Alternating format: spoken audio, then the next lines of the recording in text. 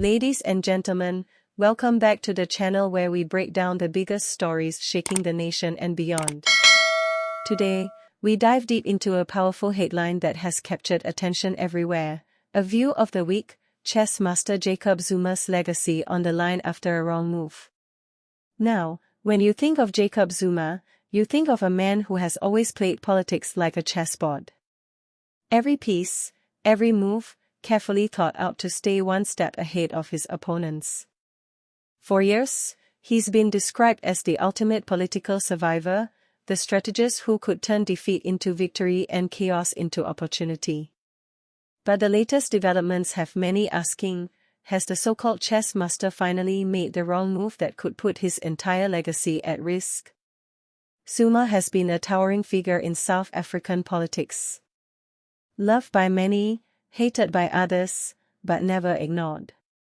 He's the man who rose from rural Nkandla to occupy the highest office in the land. He's the man who danced at rallies, who connected with the grassroots like no other, but also the man who walked through endless scandals, corruption charges, and fierce criticism. Yet through it all, he managed to remain relevant, pulling the strings and staying in the political conversation long after leaving office. That's why people call him a chess master. He always seemed to know his next move, always found a way to corner his enemies before they cornered him. But right now, the question on everyone's mind is, has Zuma finally overplayed his hand? The political game is unforgiving. One wrong move and the pieces fall apart. Zuma's latest decisions, alliances, and statements are being seen by many as risky, perhaps even reckless. And for the first time, it looks like those moves could backfire in a way that rewrites how history remembers him. His supporters believe he's still fighting for the people, still exposing truths that others are too scared to talk about. His critics say he's dragging the nation backwards, fueling division and trying to cling to relevance at the expense of stability. Whichever side you are on, there's no denying that Zuma's choices today are shaping not just his personal legacy, but also the political future of South Africa. Think about it, every leader is remembered for something. Nelson Mandela is remembered for reconciliation, Thabo Mbeki for his intellectual leadership, and Cyril Ramaphosa is still carving his path with promises of renewal. But Zuma's chapter in history could now be defined by this critical moment.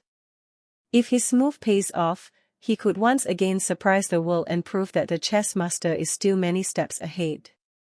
But if it fails, this could be the very moment where his legacy crumbles, remembered not for his victories but for one wrong calculation. And here's the big picture: Zuma's story is not just about him. It's about South Africa, about the choices leaders make, and about how those choices affect millions of ordinary people.